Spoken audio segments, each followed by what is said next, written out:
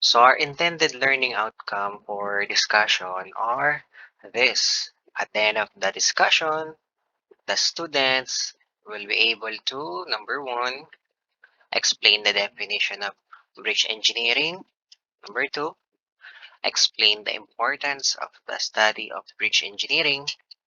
Number three, state the origins of the modern highway bridge. Number four, define the different terms used in bridge engineering, especially the different parts of a bridge. And number five, define the different structure types used in bridge construction. So these are our goal for this discussion.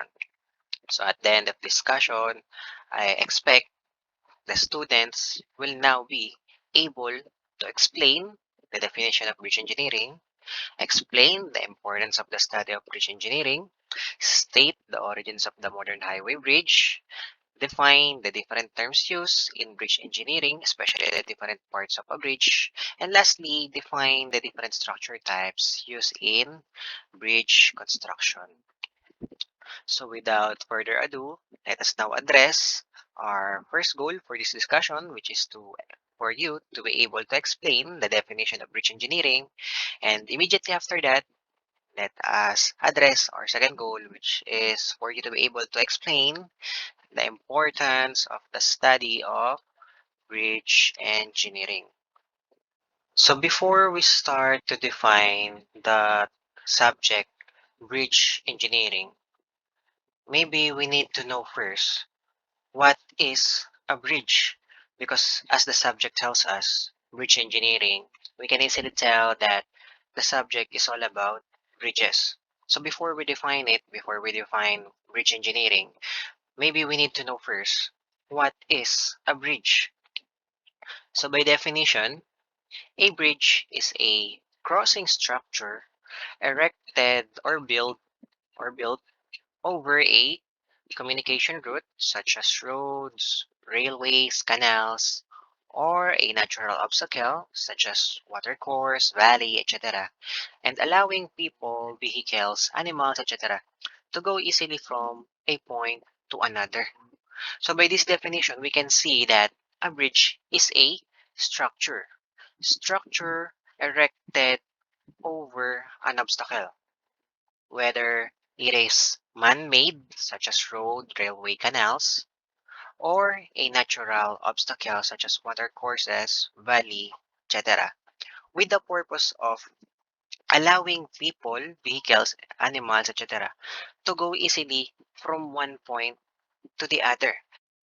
Like for example, if you have a very large highway that is being traveled by many speeding vehicles and we want to cross the highway from one side to the other, we can just build a bridge over that obstacle, which is the highway, like a footbridge, for us to easily traverse the highway, the obstacle, from one side to the other without being hindered by the flowing traffic.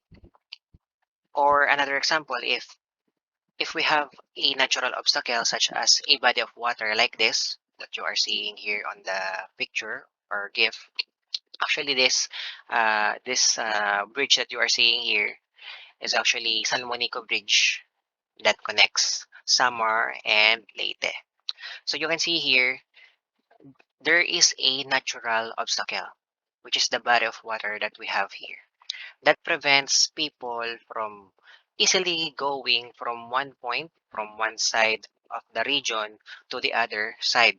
So instead of traversing the body of water using a boat or a plane, we can just build a bridge there for the people, for the vehicle, for the animals to easily go from one side of the region to the other side of the region. So in other words, bridges or bridge is a structure that makes our lives easier. It makes our travel easier. Instead of traveling a longer distance, it makes us travel a short distance by connecting a point to another. It enables us to pass through an obstacle, whether it is a man-made obstacle such as road obstacle, railway obstacle, canal obstacle, or a natural obstacle such as watercourses or bodies of water like rivers, and allows us to easily traverse or pass through those obstacles. It allows us to easily go from one point to the other. So with that, after knowing what is a bridge, let us now start to define the word or the subject bridge engineering. So what is bridge engineering? So by definition, bridge engineering is an engineering discipline branching from civil engineering that involves the planning, design, construction, operation, maintenance, and rehabilitation of bridges to ensure safe and effective transportation of vehicles, people, and goods. So we can see here the definition of bridge engineering. And we have known that bridge engineering is mainly focused on planning, design, construction, operation, maintenance, and rehabilitation of bridges. Actually, that is what differentiates bridge engineering from the other course or the other subject, which is bridge design. So, because if you don't know, bridge design is another course usually taken after the course bridge engineering. Although on our school, on our subject, we will no longer take bridge design, so we will tackle everything on the subject bridge engineering. So you can see bridge engineering is actually a broader course uh, than bridge design, because bridge design is mainly focused on one subject only, which is the design, while bridge engineering encompasses everything about bridges: planning, design, construction, operation, maintenance, and rehabilitation. Not only design, but also planning, design, construction, operation, maintenance, and rehabilitation. Unlike bridge design, it just mainly focus on the design of bridges. So you can see that bridge engineering is actually a very broad course, very broad subject that encompasses everything about bridges. So uh, you can expect on this subject that we have here, we will not be focusing on how to design bridges.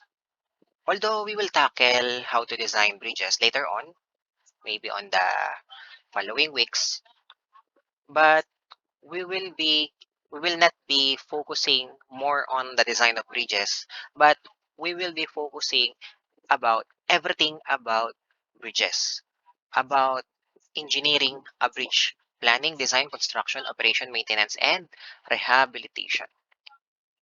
So that is the definition of bridge engineering. So some of you might ask, why do we need to study bridge engineering? Or in other words, why do we need to engineer a bridge? Why is it important to study bridge engineering? Why is it important to engineer a bridge? So I will enumerate here some of the reasons why do we need to engineer a bridge. I will enumerate here how important it is to engineer a bridge.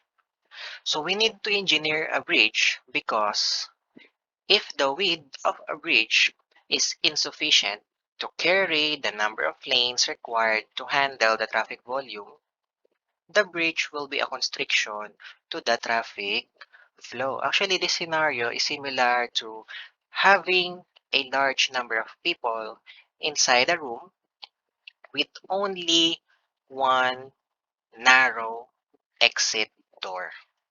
Can you imagine what will happen if that large number of people will simultaneously exit the room with just using that single narrow door. So you can imagine they cannot simultaneously exit the room because the door that they are using, the exit door that they are using, is insufficient to cater the large number of people exiting the room. There will always be a congestion on that particular exit door that will eventually result to slow movement of the people. So that scenario is actually similar to what will happen if we did not engineer a bridge properly, if we did not plan it and design it properly. The tendency will be that particular bridge might have an insufficient width that is not adequate to carry the required number of lanes that is needed to handle the traffic volume. And the result will be there will be a traffic congestion because the vehicles or the traffic using that particular bridge cannot enter the bridge simultaneously. They have to wait one at a time because the number of lanes on that particular bridge is insufficient or are insufficient to cater the volume of traffic using that particular bridge. So they have to wait one at a time, and that will eventually result to very slow movement of traffic. That in other words, the bridge will that bridge that is not engineered properly can be a cause of traffic flow constriction. It will prevent the smooth flow of traffic. It will just result to traffic congestion if we did not engineer a bridge properly, if we did not design it to have a sufficient width that can cater the traffic volume on a particular location. So that is one of the reasons why do we need to engineer a bridge. So another reason why we need to engineer a bridge is because if the strength of a bridge is deficient and unable to carry heavy trucks, load limits will be posted and truck traffic will be rerouted. The bridge controls both the volume and weight of the traffic carried. So this is again another reason why we need to engineer a bridge. We need to engineer a bridge because it needs to have adequate strength to be able to carry heavy traffic such as heavy trucks.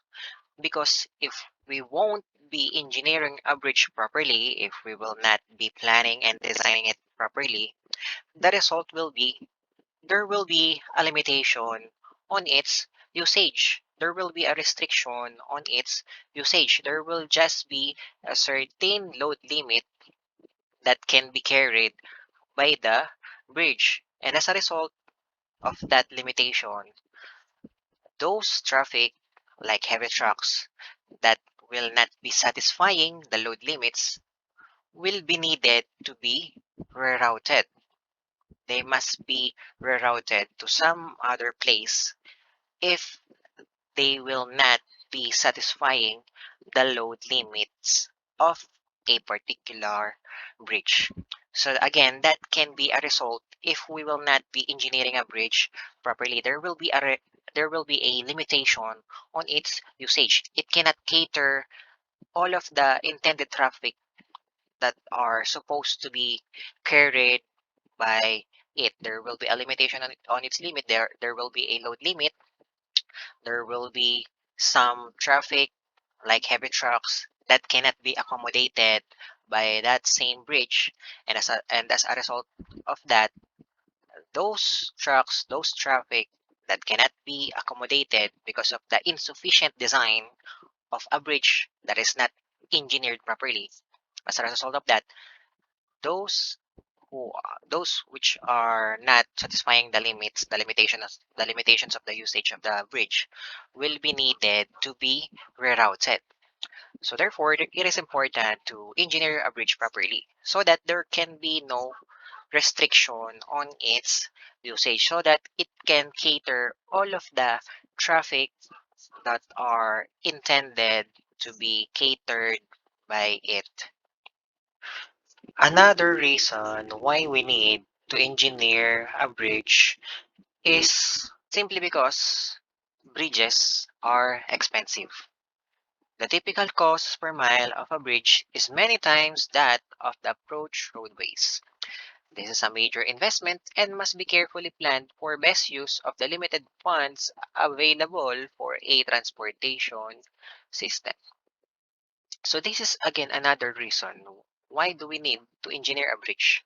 Simply because bridges are expensive, meaning it's a very big investment and we cannot just waste money on a structure that will just be used for a short period of time. Therefore, since bridges are an investment, therefore we have to properly plan it. We have to properly plan it. We have to properly design it. We have to properly construct it and operate it and maintain it and rehabilitate it if needed, so that our money that that will be used to build the bridge will not go into waste. So that is again another reason why do we need to engineer a bridge. Another reason why we need to engineer a bridge is this. When a bridge is removed from service and not replaced, the transportation system may be restricted in its function. Traffic may be detoured over routes not designed to handle the increase in volume. Users of the system experience increased travel times and fuel expenses. Normalcy does not return until the bridge is repaired or replaced. So again, this is another reason why do we need to engineer a bridge? Because if we will not be engineering a bridge properly, it may have a very short uh, useful life. Therefore, after some time, we need to stop the bridge from service. And if it will not be replaced immediately, the the transportation system of that particular region will not function as how it functions before when the bridge is there. Meaning there will be no longer normal life on that particular region because of the absence of the bridge. Say for example, uh, the vehicles that normally traverse a particular region from one point to the other using that bridge will no longer be traversing that same distances because the bridge is no longer there. It was stopped in service. Therefore, the vehicles must find another route to travel. And these other routes might cause the the the travelers to have a longer route to traverse.